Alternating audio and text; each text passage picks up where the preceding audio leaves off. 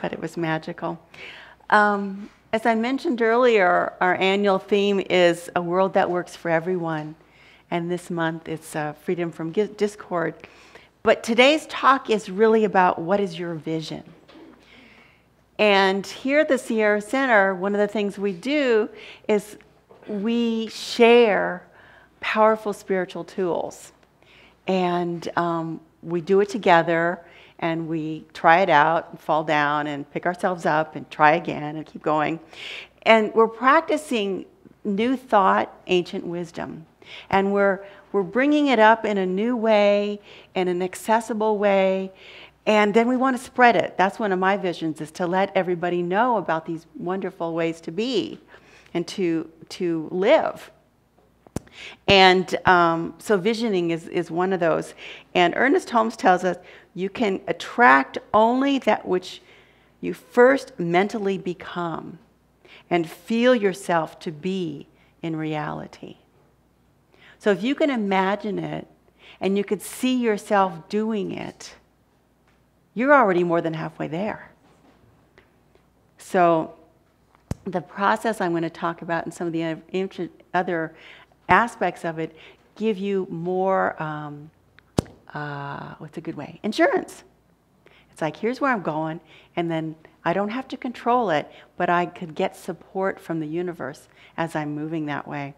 So according to Reverend Dr. Michael Beckwith, who is down at Agape in Culver City, a lot of the material that I'm going to talk about is drawn from him, and obviously ancient wisdom as well.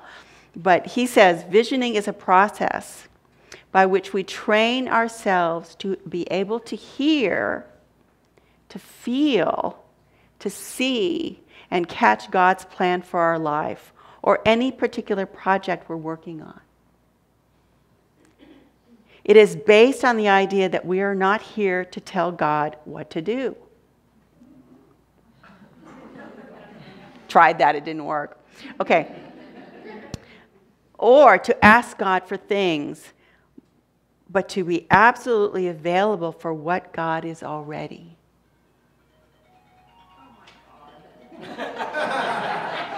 I won't say who it is. This side of the room doesn't know. Okay. So but we want to be available for what God is already doing and to open up ourselves to catch what is already happening. Because there's miracles all around us, but we're too busy dinking around doing something else to notice. He didn't say that. So the thing is that's important to know is the visioning is so important, but the scope of your vision could be how to solve a problem. It doesn't have to be a vast, huge vision. It could be a microcosm. But if it brings you peace, it can, that impacts the world if you're at peace. And it's a small vision. It can be transformational. So it's not about having this grand vision about all the stuff that's happening. So it could be something in your life, a small project, a problem you want to solve. I mean, a vision could be getting yourself from here to Lake Tahoe, if you don't know how to get there. Most of you probably do. But it could be the bigger realization, too, which is what we're embracing, is that a world that works for everyone. That's a grand global vision. But we do what is in our hands, where we are. And that's where we're meant to be, is to do what's for us. And it's a matter of consciousness. There's an old story where there's a visitor comes by and 3 men are working on a stone pile. This is in the Middle Ages. And so the visitor asks the first guy, he goes, well, what are you doing? And he says, I'm breaking up rocks. What does it look like, fool? No, they didn't say that. Anyway, and then the visitor goes to the next guy, and what are you doing? And he said, I'm making a parapet. I'm, building this parapet. And then he goes to the third guy, and he goes, what are you doing? And the guy says, with a radiant face, that I'm building a beautiful cathedral that will glorify God for centuries to come. Gary and I were just in Barcelona in September. The Sagrada Familia, I keep doing that anyway, that one, this huge cathedral has been the work of hundreds and thousands of people. Is it going to take 100 years? I can't remember now. It's already been 130. It's already been. So, can you imagine the vision of so many people and the power of that vision? Rumi tells us, the truth is that we reach the vision we create and hold. And we do so with all the cells of our body. Clear your mind of limits and move into spirit. Ancient wisdom from Rumi. So, Reverend Lanny has told you about these stages of consciousness before, or kingdoms of consciousness. They're also known as that. And I want us to kind of look at that because they're important, because we're living in them. And the first one, these are all, Michael Beckwith does a lot with these too. But the first one is the victim consciousness. So stuff is happening to me. The world is against me. Everything sucks. Have you ever been there? Yeah, and it's a slow creation area. And when you're in that kind of state, you are not divinely creative. You are not intact. You are like, this. I feel powerless. Nothing. I can't do anything.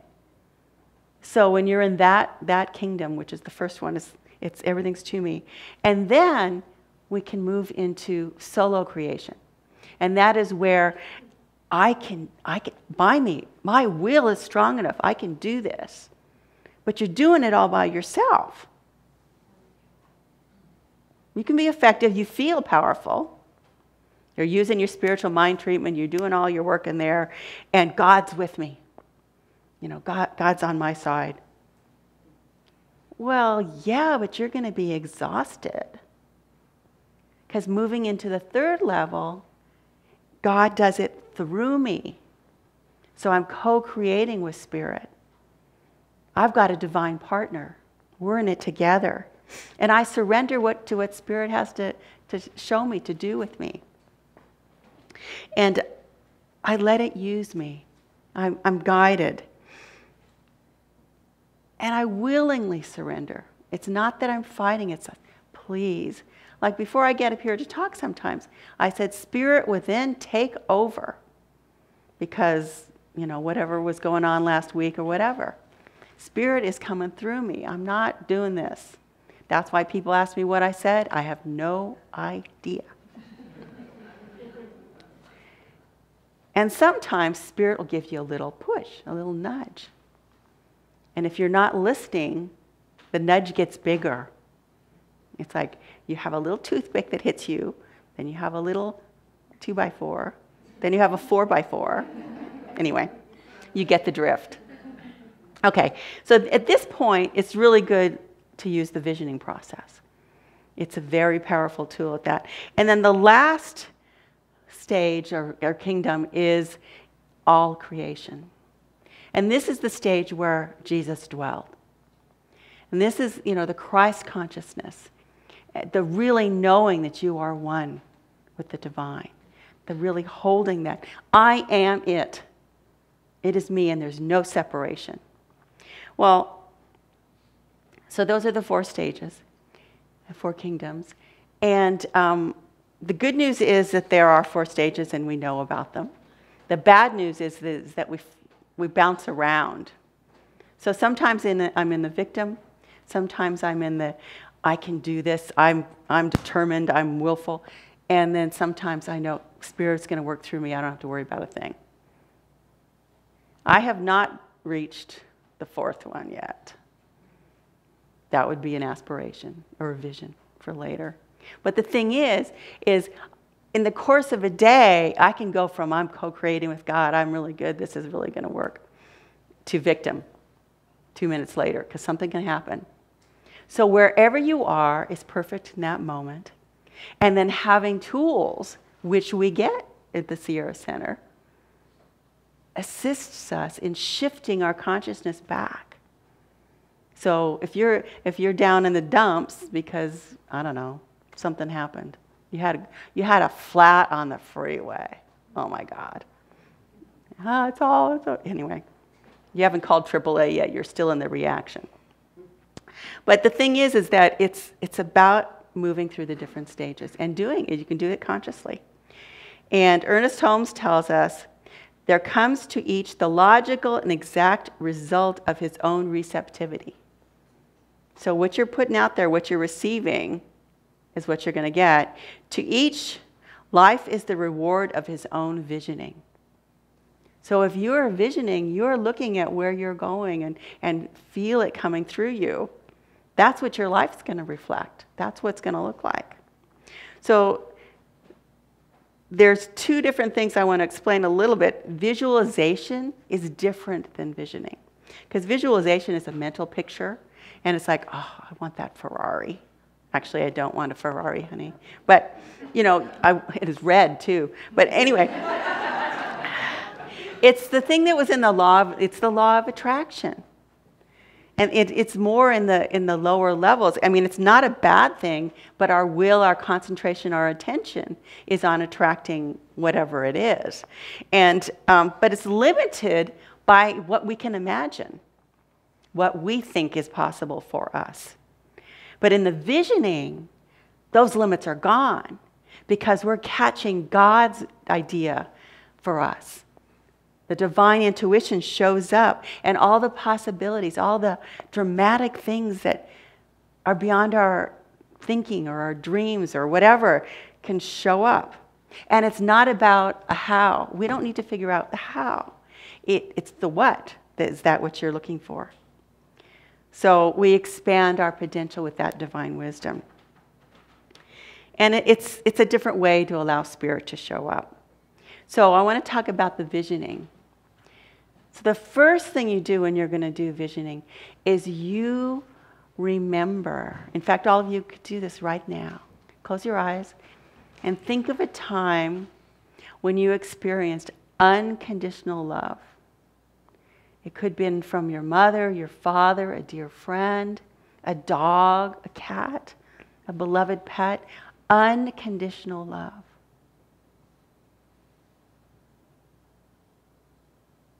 And that's our ground of being. That's where we start. Because that's the truth of you. And our conception, our feeling, you can open your eyes if you want. If you don't, you don't have to. That conception of it is just a minuscule experience of what it is to be one with God. Can you feel that? Oh my God.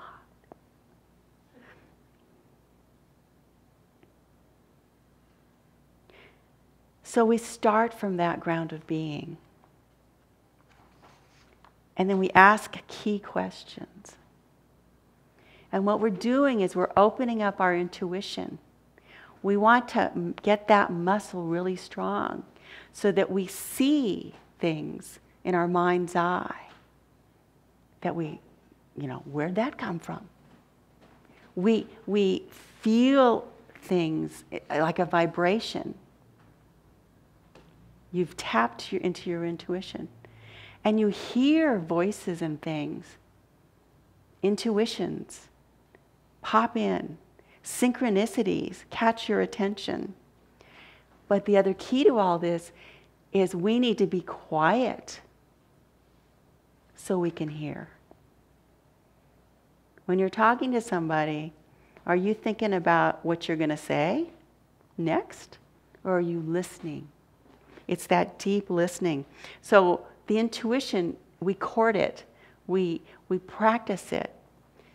And it comes to us in so many ways.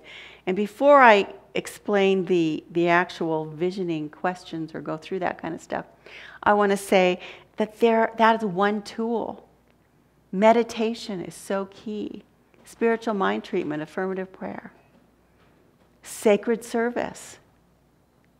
Spiritual study, reading just wonderful texts. And it could be poems from Rumi. It could be anything. Being in spiritual community, being here together, tithing. All these spiritual practices support you. And then the visioning. So the other thing is just to be patient. Don't be forcing it, because you're allowing God to show up in and through you and give you that deeper vision for your life. So you're starting from that unconditional love, and you're centered in spirit. And you open yourself up to the questions, and you just hold them gently. You just hold them gently. And first thing you want to do as well is focus on what you want to look at. So it could be, I want to plan a beautiful birthday party, and the vision of the birthday party. Or it could be your life. What's the vision for your life? It could be anything. Don't limit it. Because we run around limiting stuff, and that's where we sometimes go off track. So the first question would be, and you can close your eyes for these questions. I'll just talk. I'll still be here when you open your eyes. Trust me. So the first question is, what is the highest vision of God expressing as my life? What is the highest vision of God expressing as my life?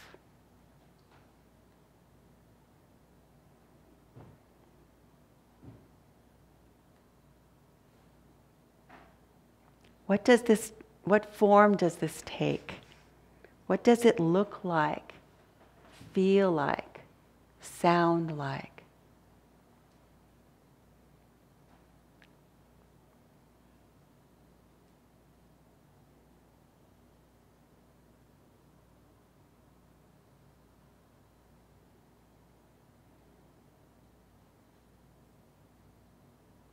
What must I become in order that the vision may be fulfilled?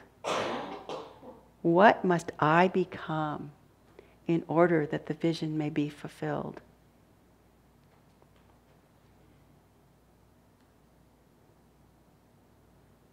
Another way to say that is, what is your leading edge of growth? What is your leading edge of growth?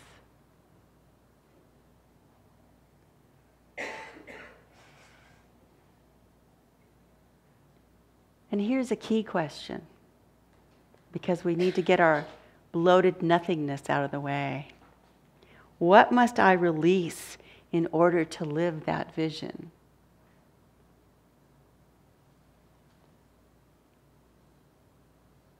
What must I release in order to live that vision?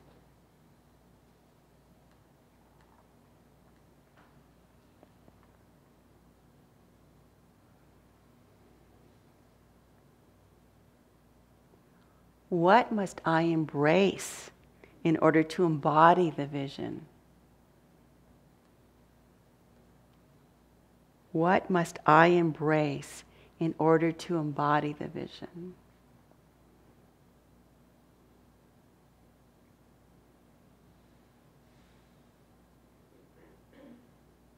And lastly, is there anything else to be known at this time? Is there anything else to be known at this time?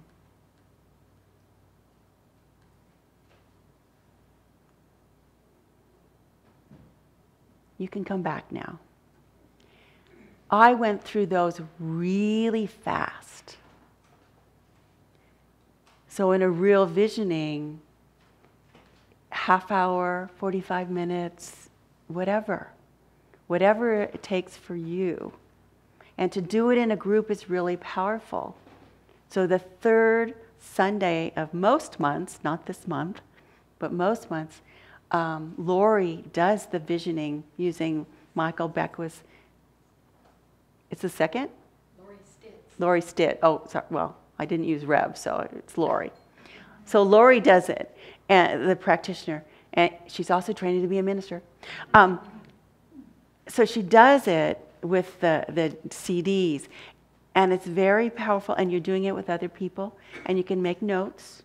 You can either do it during the meditation time or you can do it afterwards. But it's so powerful. And then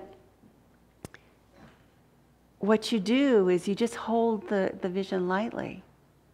You don't try and force it. You don't go and making all these plans. Oh, I got my vision. I got to do this. My timetable's this. You don't do that. You're listening to spirit, that intuition, that God presence within you, coming through you. Because you're co-creating. You're being with the one. It's not about, and it could be, you just need to be peaceful. It doesn't have to be a big deal.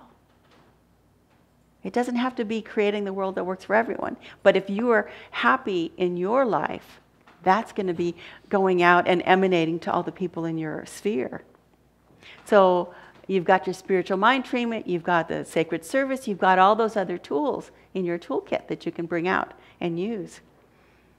Now, Agape, Michael Beckwith has created Agape International Spiritual Center, and Jill could tell you, it's huge.